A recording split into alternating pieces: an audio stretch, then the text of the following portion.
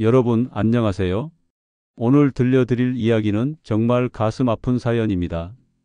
20대 후반의 한 신부가 결혼 2년 만에 이혼을 결심했습니다. 처음 만난 자리에서 시어머니가 며느리에게 한 말이 무엇이었을까요? 너 얼굴이 재수없고 남자 잡아먹을 팔자다. 도대체 어떤 시댁이길래 이 젊은 며느리는 공황장애까지 생기게 된 걸까요? 그리고 오늘 밤 남편이 친구들 앞에서 아내에게 한 말은 무엇이었을까요?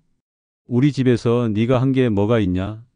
결혼 2년 만에 죽고 싶다는 말까지 하게 만든 시댁의 실체, 지금부터 그 이야기를 들려드리겠습니다. 사연을 보내주신 분은 20대 후반의 신혼 여성입니다. 남편은 30대 초반이고요. 두 사람은 어릴 때부터 오래 연애했습니다. 어린 나이부터 서로를 알았고 사랑했고 미래를 약속했던 사이였습니다. 하지만 연애 기간 동안 큰 장애물이 있었습니다. 바로 시어머니였습니다. 시어머니는 처음부터 이 며느리를 반대했습니다. 그것도 아주 노골적으로 말이죠. 처음 만난 자리를 떠올려 보겠습니다. 사연자분은 긴장된 마음으로 미래의 시어머니를 만나러 갔습니다. 첫인상이 중요하다는 걸 알았기에 옷차림도 신경 썼고 예의 바르게 인사하려고 마음먹고 갔습니다. 그런데 시어머니가 며느리 얼굴을 보자마자 한 말이 충격적이었습니다. 너 얼굴이 생긴 게 재수없다. 남자 잡아먹을 팔자다. 처음 보는 사람한테, 그것도 아들의 연인한테 할 수 있는 말이었을까요? 사연자분은 그 자리에서 얼어붙었습니다. 뭐라고 대꾸해야 할지, 어떻게 반응해야 할지 알 수가 없었습니다. 옆에 있던 남자친구도 당황한 표정이었지만 어머니를 말리지는 못했습니다. 시어머니는 거기서 그치지 않았습니다. 다른 여자를 소개해 줄 테니 헤어지라고 종용했습니다. 아들 앞에서 대놓고 다른 여자 이야기를 꺼낸 겁니다. 사연자분이 얼마나 모욕감을 느꼈을까요? 사연자분은 처음 만나는 날 밖에서 뵙고 싶었습니다. 레스토랑이나 카페처럼 공개된 장소에서 만나면 조금이라도 편할 것 같았으니까요. 하지만 시어머니는 굳이 집으로 오라고 했습니다. 집에 가니 상황은 더 나빴습니다.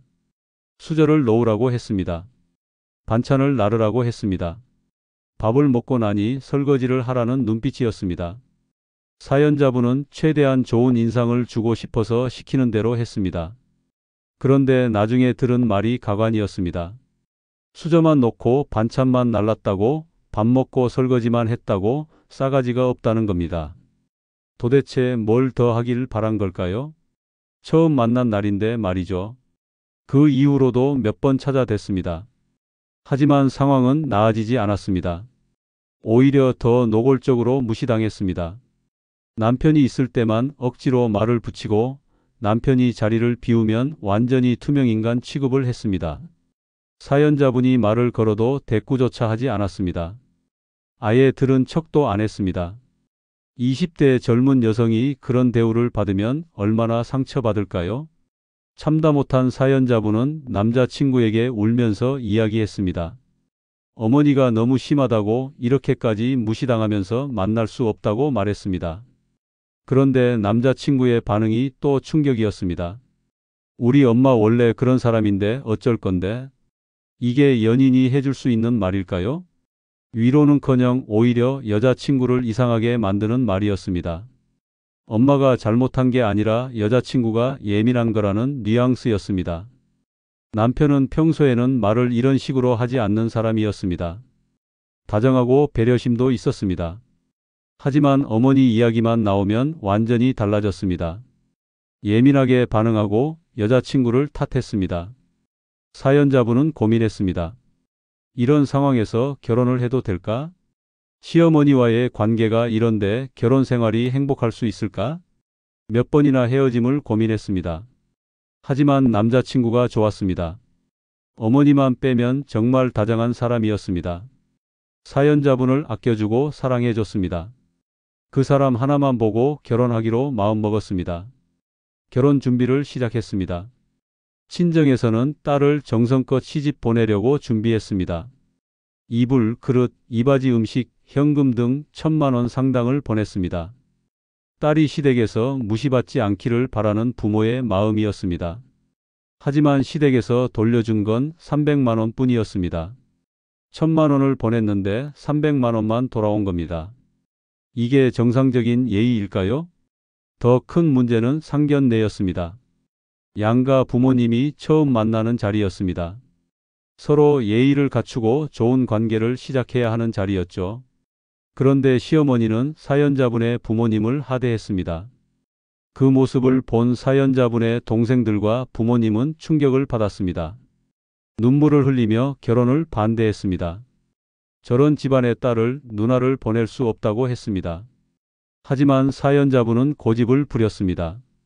자기가 하고 싶다고 남자친구를 사랑한다고 말했습니다. 그래서 가족들은 억지로 지지해 줬습니다. 딸이 누나가 선택한 길이니 존중해 주기로 한 겁니다. 연애 기간 동안 이러한 상황을 겪으면서 사연자분은 공황장애까지 생겼습니다. 20대의 젊은 나이에 정신적 질환을 얻게 된 겁니다. 그만큼 스트레스가 심했다는 뜻입니다. 그래도 결혼하면 나아질 거라고 생각했습니다. 결혼하면 시어머니도 며느리를 받아들이겠지, 괜찮아질 거라고 믿었습니다.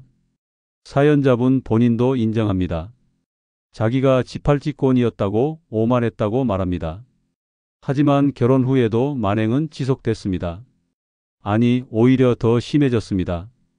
며느리가 됐으니 더 많은 걸 요구할 수 있다고 생각한 것 같았습니다. 남편은 차남입니다. 위로 형이 한 명 있습니다. 형수, 그러니까 사연자분 입장에서는 형님이 계십니다. 그런데 이 형님도 시어머니와 한마음이 되어 사연자분을 압박했습니다. 시어머니와 형님은 사연자분 부부 이야기를 많이 하는 것 같았습니다. 그래서인지 돌아가면서 전화가 왔습니다. 왜 안부 전화를 안 하냐는 겁니다. 수시로 연락이 왔습니다. 사연자분은 특별한 일이 없으면 전화를 잘 안 하는 스타일입니다. 친정 부모님께도 일이 없으면 전화를 드리지 않습니다. 그게 나쁜 건 아니죠. 사람마다 소통 방식이 다를 뿐입니다. 하지만 시댁에서는 그게 문제였습니다. 안부 전화를 안 한다고 시댁을 무시한다고 여겼습니다. 며느리로서 해야 할 도리를 안 한다고 생각한 겁니다. 사연자분은 할 말은 해야 하는 스타일입니다. 부당한 상황에서 참고만 있지 못하는 성격입니다. 그래서 의견을 말했습니다. 하지만 그럴 때마다 싸가지 없는 며느리가 됐습니다. 어떤 상황들이 있었는지 구체적으로 살펴보겠습니다. 시댁은 왕복 7시간이나 걸리는 먼 곳에 있습니다.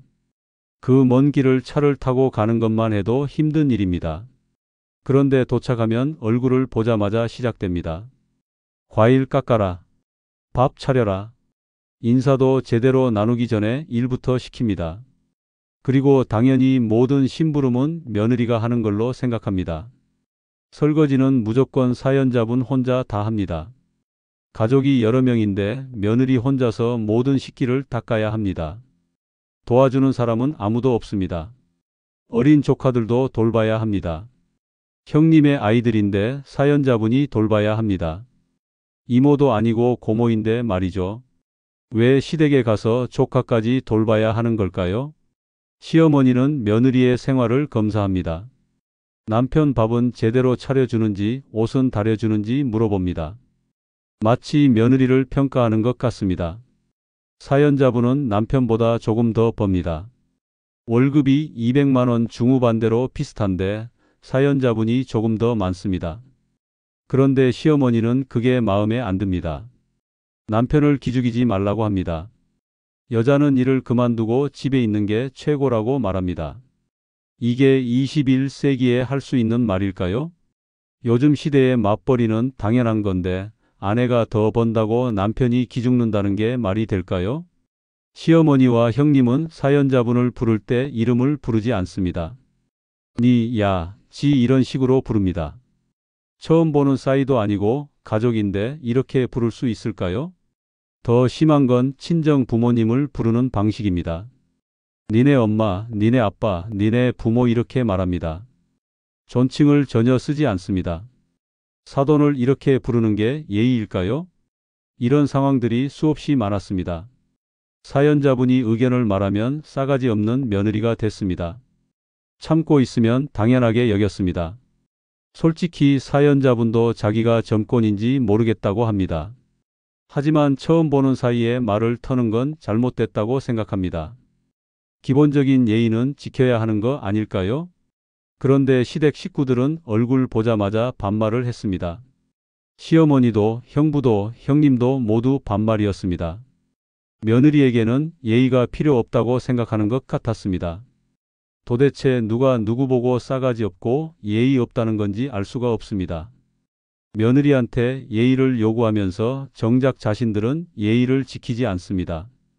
시어머니는 늘 자고 가길 원했습니다.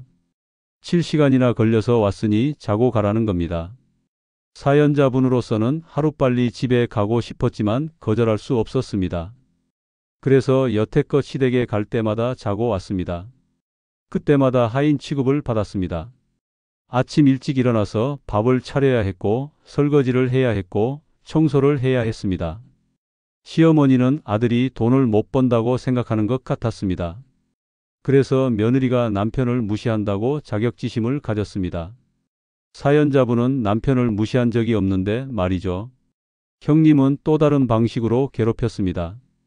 은근히 잘해주는 척하면서 꼽을 주었습니다. 겉으로는 친하게 대하는 것 같은데 뒤에서는 시어머니와 함께 사연자분 험담을 했습니다. 이 모든 상황이 힘들었지만 사연자분은 꾹 참았습니다. 남편을 사랑했으니까요. 남편이 힘들어할까봐 참았습니다. 하지만 이제는 정말 그만하고 싶습니다. 친정에도 가족이 많습니다. 부모님, 동생들이 있습니다. 하지만 아무도 남편에게 바라는 게 없습니다. 사위라고 특별히 뭘 해주길 기대하지 않습니다. 명절에 와도 편하게 쉬라고 합니다. 그런데 왜 사연자분은 시댁에 가면 항상 죄인이 되어야 할까요? 왜 남편은 가만히만 있어도 고마운 사위인데 사연자분은 뼈 빠지게 일해도 못난 며느리일까요? 남편은 친정에 가면 정말 아무것도 안 합니다. 소파에 누워서 쉬거나 TV를 봅니다. 설거지도 안 하고 청소도 안 합니다. 그래도 아무도 뭐라고 하지 않습니다. 하지만 사연자분은 다릅니다. 시댁에서는 한시도 쉴 수 없습니다. 끊임없이 일을 해야 합니다. 그래도 어머님과 형님의 비위를 맞춰야 합니다. 그렇게 해도 싸가지 없다는 소리를 듣습니다. 이런 상황이 2년 동안 계속됐습니다. 결혼한 지 2년밖에 안 됐는데 사연자분은 완전히 지쳤습니다. 더 이상 버틸 수 없을 것 같았습니다. 그리고 오늘 결정적인 일이 벌어졌습니다. 지인 부부와 술자리가 있었습니다. 4명이서 만나서 이런저런 이야기를 나눴습니다. 대화 중에 시댁 이야기가 나왔습니다. 사연자분은 최근에 섭섭했던 상황을 이야기했습니다. 시댁에서 어떤 대우를 받는지 얼마나 힘든지 말했습니다. 그런데 남편의 반응이 충격적이었습니다. 기가 차다는 식으로 말했습니다. 우리 집에서 네가 한 게 뭐가 있냐? 친구들 앞에서 아내에게 이런 말을 한 겁니다.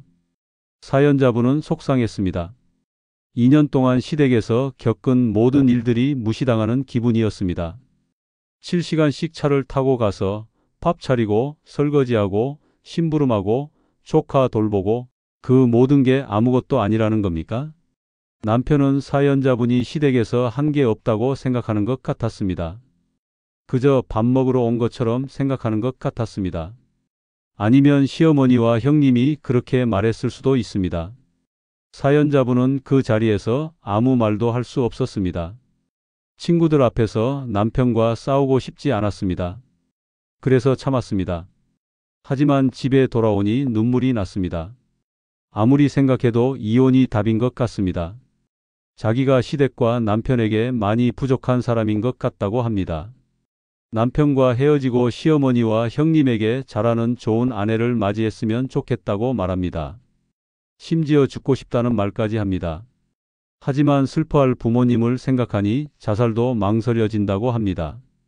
20대 후반의 젊은 여성이 이런 생각을 하게 됐다는 게 얼마나 비극적입니까?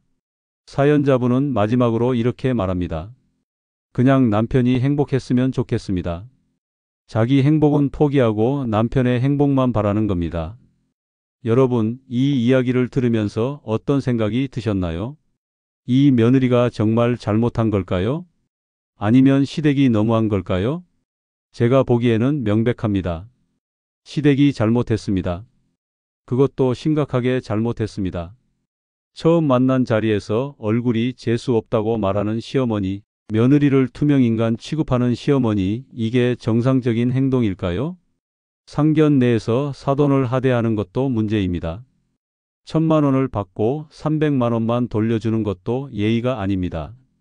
며느리한테 반말하고 니, 야 이렇게 부르는 것도 문제입니다. 왕복 7시간 걸려서 온 며느리한테 쉬라고 하지는 못할 망정 일부터 시키는 것도 이해할 수 없습니다. 설거지를 혼자 다 시키고 조카를 돌보게 하고 온갖 심부름을 시키는 것도 너무합니다. 그리고 무엇보다 큰 문제는 남편입니다. 남편이 아내를 지켜주지 않았습니다. 연애할 때부터 어머니가 여자친구를 괴롭히는데 제대로 말리지 못했습니다. 우리 엄마 원래 그런 사람인데 어쩔 건데? 이게 연인한테 할 말입니까? 엄마가 잘못해도 엄마 편만 드는 겁니다. 여자친구의 마음은 전혀 헤아리지 않습니다. 결혼 후에도 마찬가지였습니다. 아내가 시댁에서 괴롭힘을 당하는데 가만히 있었습니다. 어머니와 형님이 아내를 하인처럼 대하는데 말리지 않았습니다. 그러더니 오늘 밤 친구들 앞에서 아내를 모욕했습니다. 우리 집에서 네가 한 게 뭐가 있냐? 2년 동안 아내가 시댁에서 한 모든 일을 무시한 겁니다. 이건 명백한 배신입니다. 남편이 아내를 배신한 겁니다. 결혼할 때 약속했을 겁니다.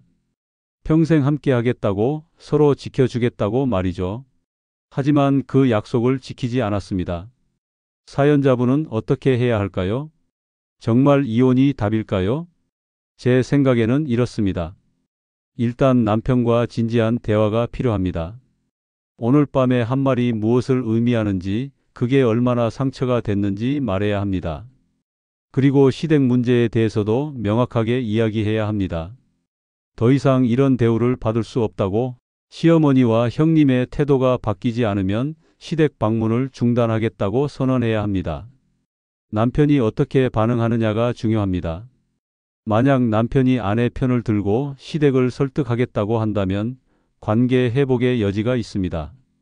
하지만 여전히 우리 엄마는 원래 그래 이런 식으로 나온다면 그때는 정말 이혼을 고려해야 할 수도 있습니다.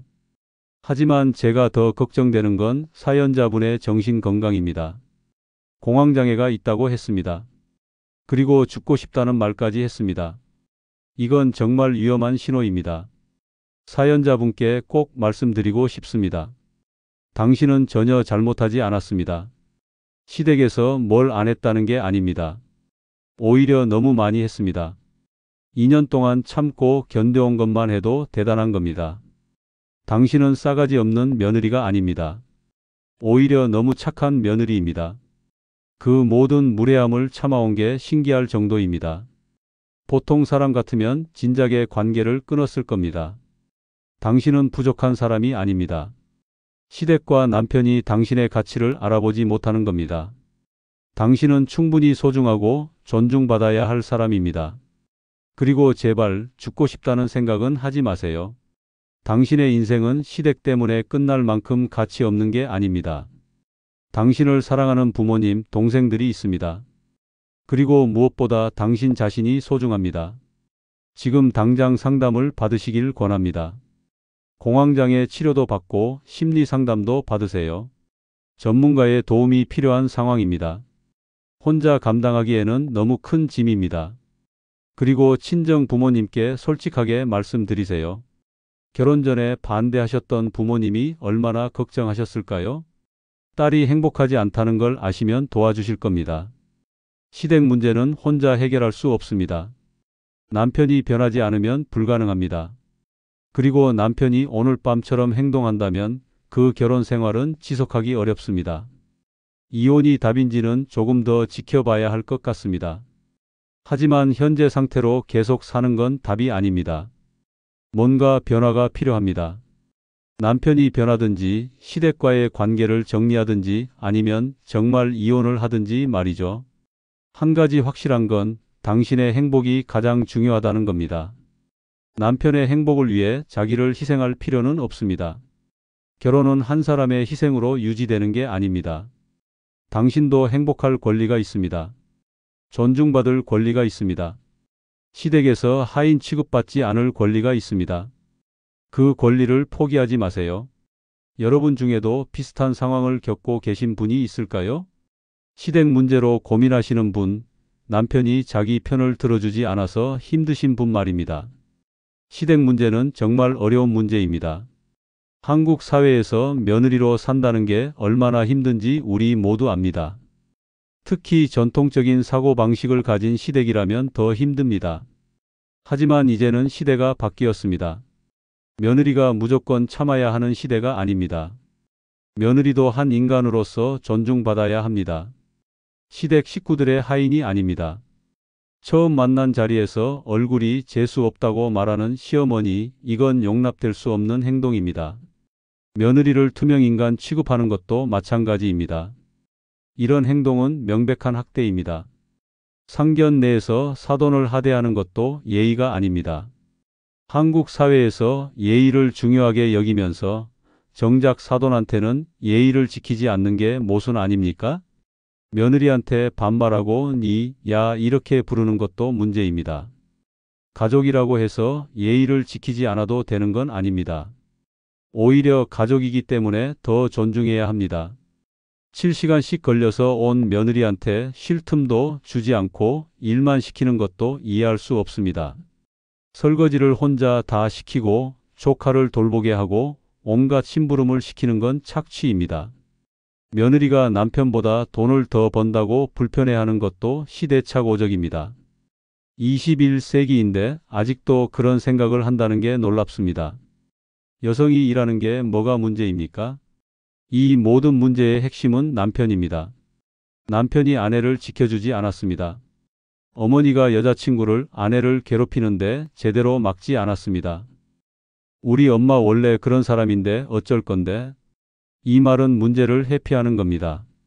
엄마가 잘못했다는 걸 인정하지 않는 겁니다. 그리고 여자친구가 참아야 한다고 강요하는 겁니다. 결혼할 때 남자는 부모를 떠나 아내와 한 몸을 이룬다고 했습니다. 이게 무슨 뜻입니까? 아내가 우선이라는 뜻입니다. 물론 부모도 중요합니다.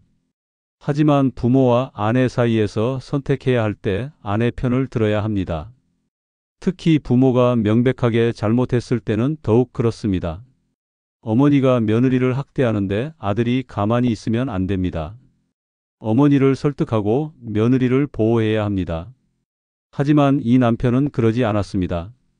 2년 동안 아내가 시댁에서 고생하는데 방관했습니다. 그러더니 오늘 밤 친구들 앞에서 아내를 모욕했습니다. 우리 집에서 네가 한 게 뭐가 있냐? 이 말은 아내에 대한 배신입니다. 2년 동안 아내가 한 모든 일을 무시하는 겁니다. 아내의 희생을 인정하지 않는 겁니다. 이런 남편과 계속 살 수 있을까요? 사연자분이 이혼을 고민하는 게 이해됩니다. 사랑하는 사람이 자기를 지켜주지 않으면 그 사랑이 무슨 의미가 있을까요? 하지만 이혼은 쉬운 결정이 아닙니다. 특히 아직 젊고 결혼한 지 2년밖에 안 됐는데 이혼하는 건 큰 결심이 필요합니다. 주변 시선도 신경 쓰일 겁니다. 그래서 제가 제안하는 건 일단 대화입니다. 남편과 진지하게 이야기를 나눠보세요. 오늘 밤 일이 얼마나 상처가 됐는지, 시댁에서의 대우가 얼마나 힘든지 솔직하게 말하세요. 그리고 요구하세요. 남편이 자기 편을 들어달라고, 시어머니와 형님을 설득해달라고, 아니면 최소한 자기를 지켜달라고 말하세요. 이게 부부로서 당연한 거 아닙니까? 만약 남편이 그래, 미안해. 내가 잘못했어. 앞으로는 너를 지킬게 이렇게 말한다면 기회를 줄 수 있습니다. 사람은 변할 수 있습니다. 잘못을 인정하고 고치려는 의지가 있다면 말이죠. 하지만 만약 남편이 여전히 우리 엄마는 원래 그래. 네가 예민한 거야. 참고 살아야지 이런 식으로 나온다면 그때는 진지하게 이혼을 고려해야 합니다. 왜냐하면 남편이 변하지 않으면 상황은 절대 나아지지 않기 때문입니다. 시어머니와 형님이 갑자기 착해질 리 없습니다. 2년 동안 그랬는데 앞으로도 그럴 겁니다. 그럼 사연자분은 평생 그렇게 살아야 합니다. 명절 때마다 시댁에 가서 하인 노릇하고 욕먹고 무시당하고 그렇게 30년, 40년을 살 수 있을까요? 더 큰 문제는 나중에 아이가 생기면 더 심해질 거라는 겁니다. 시어머니는 손주 육아를 요구할 겁니다. 그런데 손주를 맡기면 며느리를 더 무시할 겁니다. 내가 손주 봐주는데 뭘 더 바라냐 이런 식으로 나올 겁니다. 그리고 아이 키우는 방식에도 간섭할 겁니다. 요즘 젊은 엄마들은 애를 제대로 못 키운다. 우리 때는 안 그랬다 이런 말을 듣게 될 겁니다. 사연자분이 일을 계속한다면 더 심하겠죠. 애 낳았으면 일 그만두고 집에 있어야지 애를 누가 키우냐 이런 말을 들을 겁니다. 아이를 빌미로 며느리를 통제하려고 할 겁니다. 이런 미래가 보이는데 과연 이 결혼을 유지할 수 있을까요? 사연자분이 이혼을 고민하는 게 이해가 됩니다. 하지만 동시에 이렇게도 생각합니다. 사연자분은 아직 20대 후반입니다. 인생이 아직 많이 남았습니다. 이렇게 힘든 결혼 생활을 평생 지속할 필요가 있을까요? 만약 남편이 변하지 않는다면 이혼하고 새로운 시작을 하는 게 나을 수도 있습니다. 물론 이혼은 쉬운 일이 아닙니다. 하지만 평생 불행하게 사는 것보다는 나을 수 있습니다. 사연자분의 부모님과 동생들은 처음부터 이 결혼을 반대했습니다. 상견 내에서 시댁의 태도를 보고 충격받았습니다. 하지만 딸이 원한다고 하니 억지로 지지해줬습니다. 지금 부모님께 말씀드리면 어떨까요? 엄마, 아빠, 제가 잘못 선택했어요. 도와주세요. 이렇게 말하면 부모님이 어떻게 하실까요? 아마 딸을 감싸 안고 울면서 괜찮아, 우리가 있잖아 이러실 겁니다. 부모님은 딸이 행복하길 바랄 뿐입니다. 딸이 불행한 결혼 생활을 유지하기를 원하지 않습니다. 이혼하더라도 딸이 행복하다면 지지해 주실 겁니다. 동생들도 마찬가지입니다. 언니가, 누나가 고생하는 걸 보고 싶어 하지 않습니다. 이혼하면 옆에서 힘이 되어 줄 겁니다. 사연자분은 혼자가 아닙니다. 사랑하는 가족이 있습니다. 그 가족들이 당신을 지지해 줄 겁니다. 그러니 너무 두려워하지 마세요. 그리고 경제적으로도 독립적입니다. 월급이 200만 원 중후반되면 혼자 살 수 있습니다. 남편한테 경제적으로 의지하는 것도 아니니 이혼해도 생활이 가능합니다. 물론 이혼은 최후의 수단입니다. 그 전에 할 수 있는 모든 노력을 해봐야 합니다. 남편과 대화하고 상담을 받고 시댁과의 관계를 조정해보고 그래도 안 되면 그때 이혼을 결정해도 늦지 않습니다. 하지만 한 가지 확실한 건 현재 상태로 계속 살 수는 없다는 겁니다. 공황장애도 있고 죽고 싶다는 생각까지 하는데 이건 정말 위험한 상황입니다. 당장 정신과 상담을 받으세요. 공황장애 치료를 받고 심리 상담도 받으세요. 그리고 남편과 함께 부부 상담을 받는 것도 고려해 보세요. 부부 상담에서 전문가가 두 사람의 문제를 객관적으로 봐줄 수 있습니다. 남편이 어떻게 잘못했는지, 사연자분이 얼마나 힘든지 전문가가 설명해 주면 남편도 이해할 수 있을 겁니다. 만약 남편이 부부 상담도 거부한다면 그건 관계를 회복할 의지가 없다는 뜻입니다. 그러면 정말 이혼을 진지하게 고려해야 합니다. 여러분, 오늘 이 사연을 들으면서 많은 생각이 드셨을 겁니다. 시댁 문제는 정말 많은 가정에서 겪는 일입니다. 하지만 이 정도로 심한 경우는 드뭅니다. 처음 만난 자리에서 얼굴이 재수 없다고 말하는 시어머니, 며느리를 투명인간 취급하는 시어머니, 이건 정상적인 행동이 아닙니다. 명백한 학대입니다. 그리고 그런 어머니를 제지하지 않는 남편도 문제입니다. 아내를 지켜주지 않는 남편, 아내의 희생을 인정하지 않는 남편, 이런 남편과 행복한 결혼 생활을 할 수 있을까요? 사연자분께 마지막으로 말씀드리고 싶습니다. 당신은 전혀 잘못하지 않았습니다. 당신은 충분히 잘했습니다. 2년 동안 참고 견딘 것만 해도 대단합니다. 이제는 자신을 위한 선택을 하세요. 남편의 행복이 아니라 당신의 행복을 생각하세요. 당신도 행복할 권리가 있습니다. 이혼이 답인지는 조금 더 지켜봐야 할 것 같습니다. 하지만 현재 상태로 계속 사는 건 답이 아닙니다. 변화가 필요합니다. 남편이 변하든지 관계를 정리하든지. 그리고 제발 죽고 싶다는 생각은 하지 마세요. 당신의 인생은 시댁 때문에 포기할 만큼 가치 없는 게 아닙니다. 당신은 소중한 사람입니다. 지금 당장 도움을 요청하세요. 부모님께, 친구들에게, 전문가에게. 혼자 감당하지 마세요. 당신 옆에는 당신을 사랑하는 사람들이 있습니다. 그 사람들이 당신을 지지해 줄 겁니다. 어떤 선택을 하든 옆에 있어 줄 겁니다. 그러니 용기를 내세요. 당신의 행복을 위한 선택을 하세요. 시댁 문제는 혼자 해결할 수 없습니다. 남편의 도움이 필요합니다. 하지만 남편이 도와주지 않는다면 다른 선택을 해야 할 수도 있습니다. 이혼은 실패가 아닙니다. 때로는 새로운 시작입니다. 불행한 결혼 생활을 유지하는 것보다 이혼하고 행복을 찾는 게 나을 수 있습니다. 하지만 서두르지는 마세요. 신중하게 생각하고 모든 가능성을 고려하고 그 다음에 결정하세요.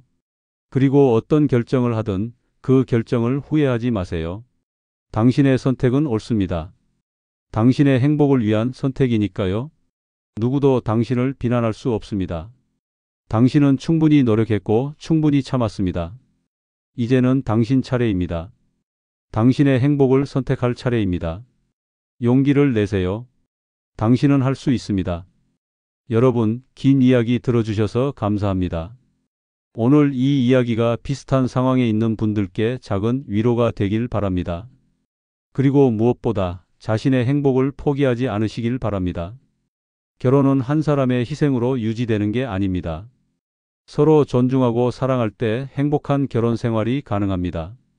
만약 그게 불가능하다면 다른 선택을 고려할 수 있습니다.